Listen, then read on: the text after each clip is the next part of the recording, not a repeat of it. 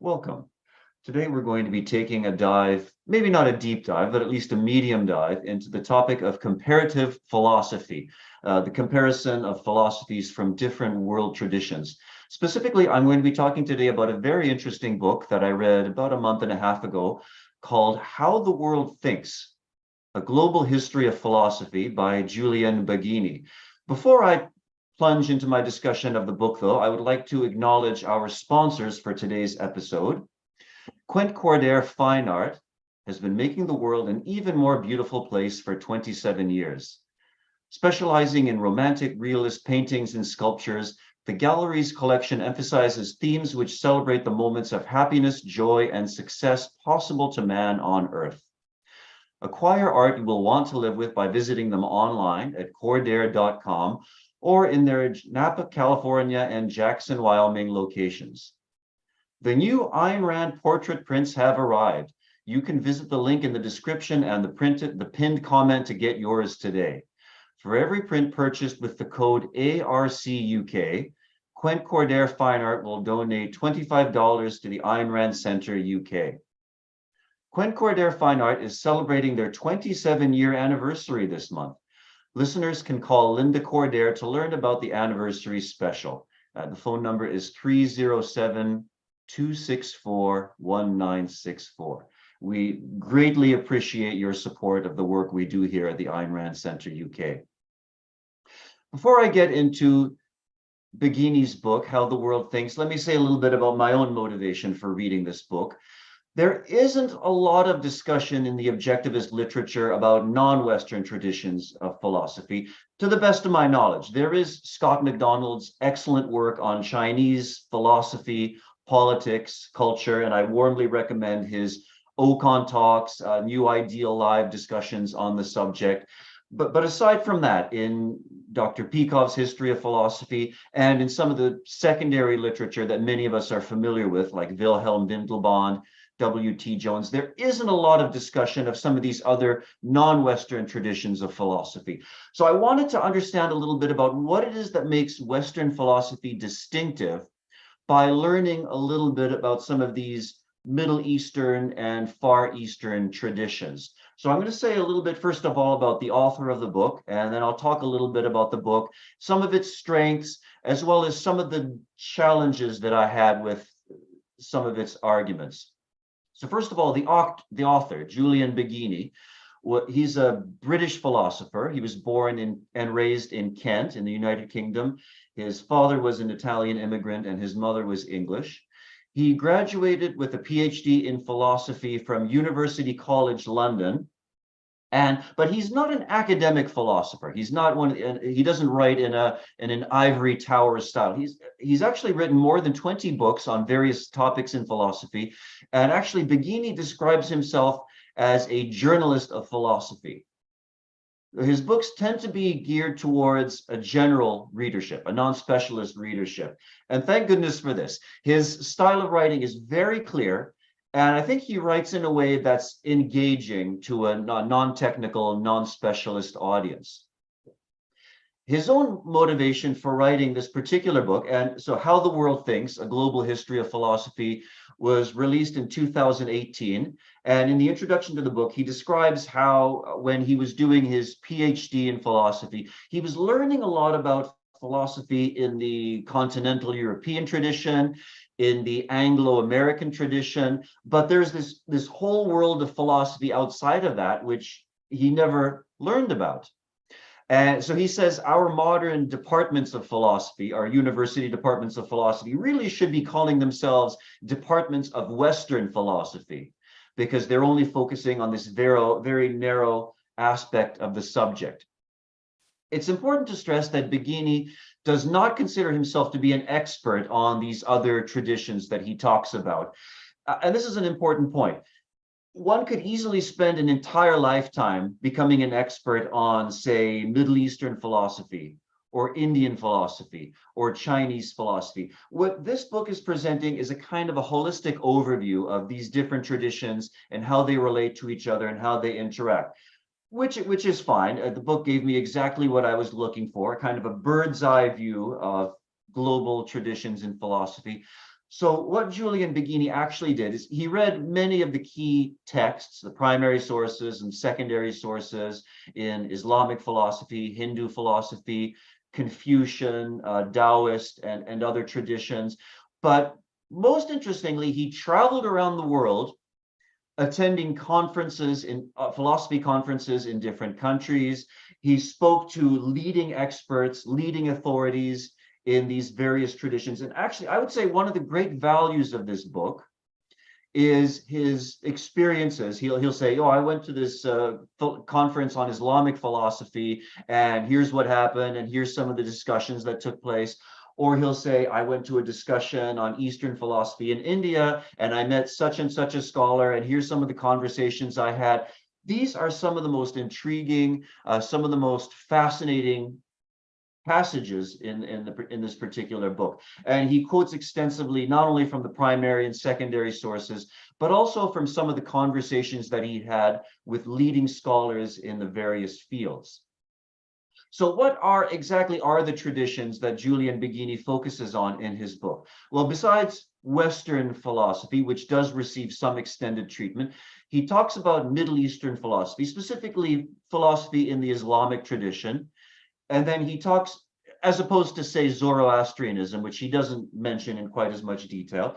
And then from Indian philosophy, he talks a lot about the various Hindu traditions and writings, the Vedas, the Upanishads, and some of the other sources. He mentions Jainism in passing, but he doesn't give it quite so much attention. So clearly, he's focusing on the central traditions, but occasionally he'll bring in some of the peripheral intellectual traditions as well. From Chinese traditions, he talks about Taoism, Confucianism, and the way these have been received up to more recent times.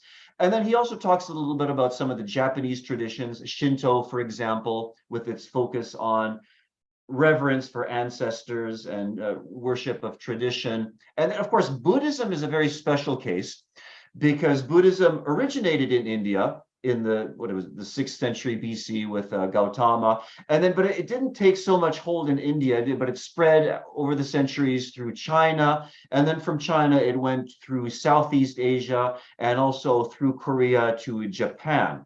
And along the way, it took on different forms. So there are various forms of Buddhism in these different countries, and Baggini talks a little bit about some of these.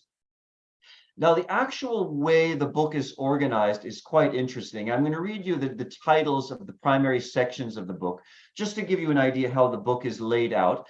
So the book itself falls into 5 parts, and each of these 5 parts roughly corresponds to the main branches of philosophy.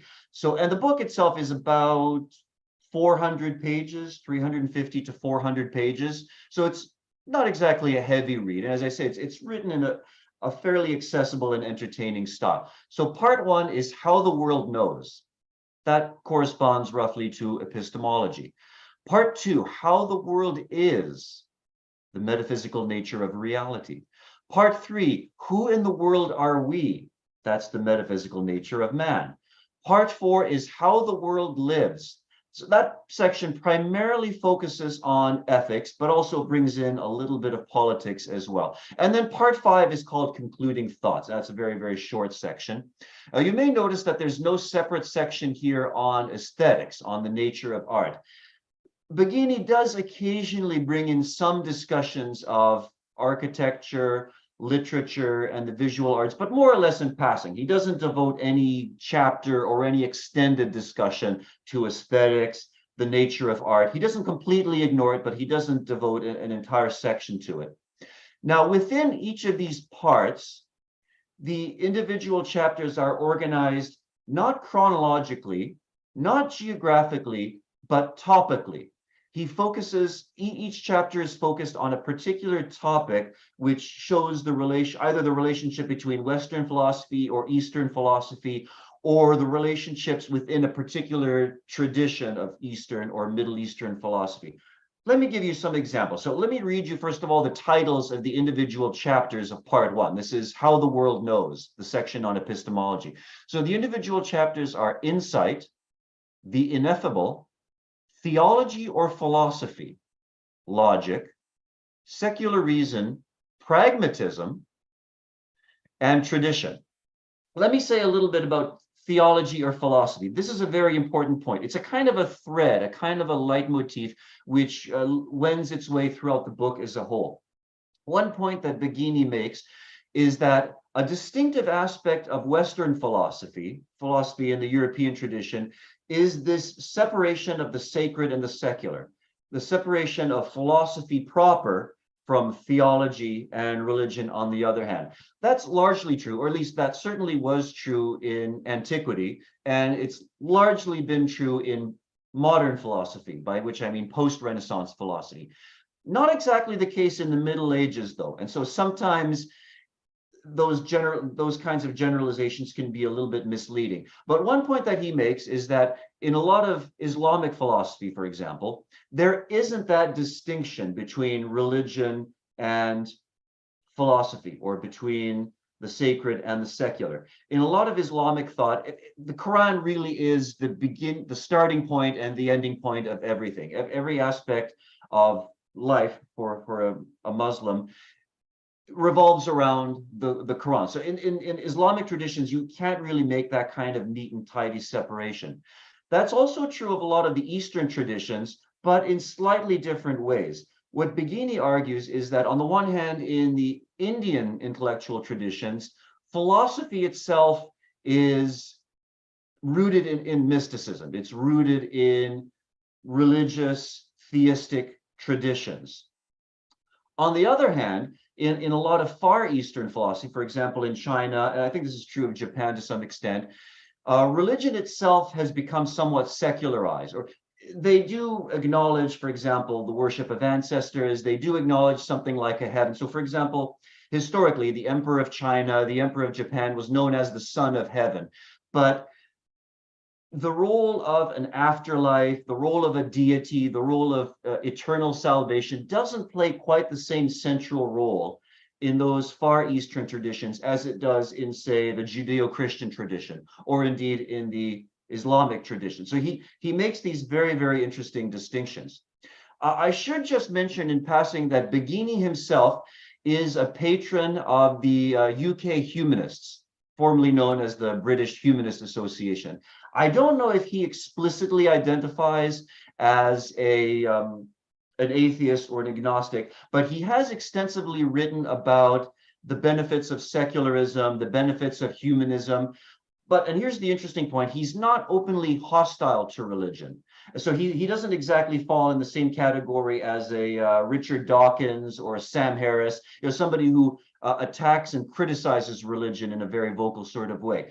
Although Beginey has argued in favor of not teaching creationism in schools, but and this is particularly important to the present volume, in which he tries to give a very balanced account of these different traditions. Essentially, an important part of his thesis is he's trying to build bridges between the Western and the Eastern traditions. So he doesn't attack religion, he doesn't attack theism as such. He tries to give as balanced and as honest an account as possible. And that's really important to his thesis. Now, there are certain parts of the book where this leads into problems. And I'll mention specifically in this first section of the book, there's a discussion. He talks a little bit about the golden age of Islam. So this was a period from roughly the 8th century to the 13th century, where in Islamic parts of the world, and I mean the north coast of Africa and the Middle East, there was this incredible flourishing intellectual and culture of philosophy, of scholarship in mathematics, the sciences, architecture, art. And this was during a period where Europe was slumbering through its dark ages and middle ages. And it's really significant, and some of you may be familiar, that it was actually Islamic scholars, people like Avicenna, Averroes, who were translating Aristotle and disseminating his ideas long before the Europeans discovered him. It was actually towards the end of the Middle Ages, when certain Italian merchants were beginning to trade with the Mohammedans, that they discovered some of these writings of Aristotle and brought them to Europe, and then eventually Aquinas and others began writing in the Aristotelian tradition. But and right around the time when Europe was awakening from its medieval slumber, that's when certain Islam scholars were starting to clamp down on the study of these other philosophic traditions and saying, no, everything has to be rooted in the Quran. And that eventually brought to an end this golden age in the Islamic world. And here, Baghini is treading on thin ice because, on the one hand, he has to acknowledge that the progress of the West during the period of the Renaissance and the succeeding eras, the Age of Reason and the Enlightenment, a lot of that had to do with secularism, with the rediscovery of Aristotle and his gradual ascension over Christianity and Platonism. And a lot of the decline in the Islamic world, culturally, economically, politically, had to do with the suppression of unpopular, uncomfortable ideas and a greater rooting of society and what the Quran actually says. But Baghini doesn't actually want to come out and say, mysticism bad, reason good, because that would be judgmental and that would be Eurocentric. And so this leads him to a lot of problems. And it's significant that in this particular chapter I'm referring to, Baghini actually talks about a discussion he had with a scholar who is an expert in Islamic history and Islamic philosophy. And this particular scholar explains it well. The rise of the West and the decline of the East was a result of European imperialism and Europe imposing its culture on other traditions. Yeah, so this is an example of some of the weaknesses that we occasionally encounter in the book in terms of its arguments in comparing Western traditions with Eastern traditions. So continuing on, let me tell you just a little bit about the second part of the book, How the World Is.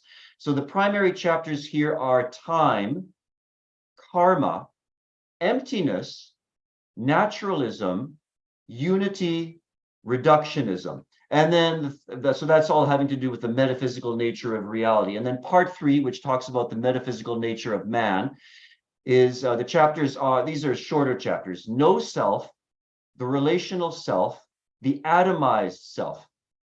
This actually brings me to one of the beefs I have with this particular book. There's a lot of virtues in this book. There's a lot of good things that Baghini has to say about these different non-Western traditions. It's where he actually gets into comparing East and West that I think some of the weaknesses, some of the problems with contemporary philosophy start to come through. So, for example, the treatment of individualism. Something that I've heard Baghini say repeatedly, not only in this book, but in some talks and some podcasts that I've seen him do on YouTube, is he says, well, one of the distinctions between the East and the West is, well, the West tends to be very secular and the East tends to be more religious. The West tends to be more focused on reason. The East tends to be more focused on other ways of knowing. Note the formulation here. And then, of course, he says, well, the West tends to be more individualistic, more focused on liberty, whereas the East tends to be more collectivistic and more interested in harmony and in the interconnectedness of people, etc. And again, that was in the West, that wasn't entirely true in the Middle Ages, but broadly speaking, what he is saying does in some ways apply to the West in the ancient world and to some extent in the post-Renaissance world, although look at some of the directions we're moving in now. But this whole idea of the West being focused on individualism. So something that Baghini often says in this book and in his other podcasts and discussions, he says, well, nobody would argue that the West is not individualistic enough. Really? I would argue that, and I know a lot of other people who would argue that. And this whole idea of the atomized self. So there are long stretches where he laments the fact that we're too individualistic in sort of Europe and the North America, and we've lost this sense of connectedness with our past, with our traditions, with each other, with other people. And this is where he says, well, we might be able to learn something by looking at how people live in the East and how they address the question of individualism versus collectivism. I do think there's a little bit of an element of relativism or subjectivism here. Now, Baghini himself would deny this, and I've actually seen interviews where he says, no, I'm not a relativist, I'm not a subjectivist, but you have to look at what a philosopher actually says, not necessarily in what he says about himself. Now I'm going to tie this in with discussion. Let me just briefly summarize for you part 4 of the book. Here are the chapters in part 4. Harmony, virtue, moral exemplars, liberation, transience, impartiality. Now, I'd like to say a little bit about harmony because this is an important point, and it's something that comes up a lot in his discussions, particularly of Chinese and Japanese philosophy. It's particularly interesting for me because this very topic came up recently in Scott McDonald's ARI roundtable just last Saturday. He talked a little bit about his experience in China and the philosophy and the culture and the politics there. And indeed, harmony is a very central concept in a lot of Chinese thought. For example, in Taoism, there's a lot of discussion of harmony with nature.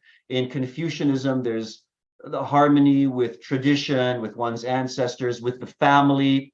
And the point that Scott brought up in his recent discussion is in China, there's an important stress placed on the individual knowing his place on society. So on the one hand, the role of the government is to rule. That's their job. And the role of the individual is to know his place and to integrate into society. This is, I think, a very important distinction between East and West, and it leads to a lot of misunderstandings between people from these respective traditions. So there's this perception in the West of people from the Far East as being very conformist, as conforming to certain mores, certain norms. And the people there don't quite see it in the same terms. They would conceptualize it completely differently. Actually, Begini tells on this subject of harmony, Begini tells a very interesting story in this particular chapter of his book. While he was traveling through China, he actually visited the city of Chufu. That's the city where Confucius was born.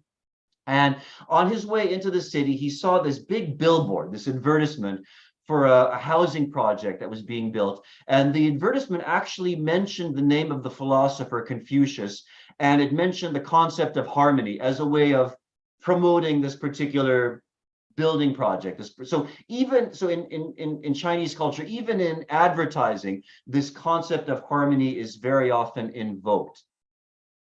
So let me attempt a kind of an overall summary of this book. I think anybody wanting to dip their toes into the world of non-Western philosophy, this, I think, is one of the very few books out there which addresses the subject in a way that's accessible, readable, bearing in mind some of these caveats I mentioned, some of these slightly misleading generalizations in characterizing the Western traditions versus the Eastern traditions. I do think this book has a lot of value to offer.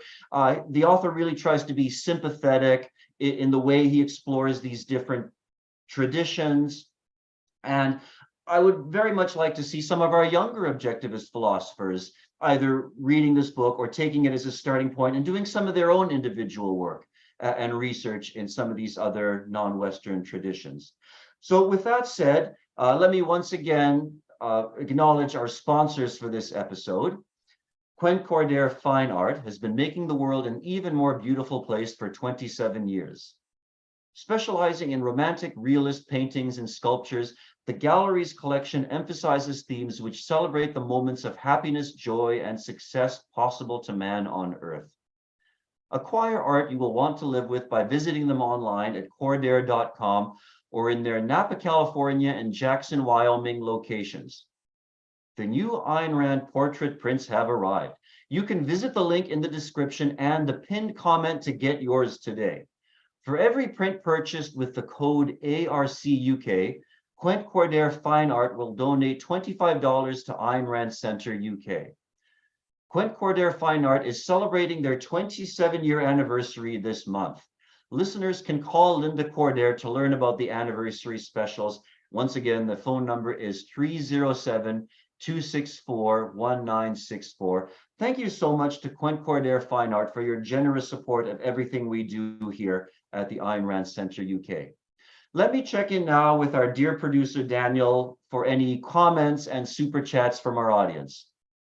We have a super chat from Maria-Lynn. Thank you so much. A super chat from Jonathan. Thank you. And another super chat from Maria-Lynn. Thank you so much. But no comments. But Bonnie said that you did it again, Nicholas. She just ordered a new book. and she's commenting on because on Wednesday when you had an interview, she also With Michael. Yeah. with Michael, she also went to book. She also went to buy the book right away. And also, Fantastic.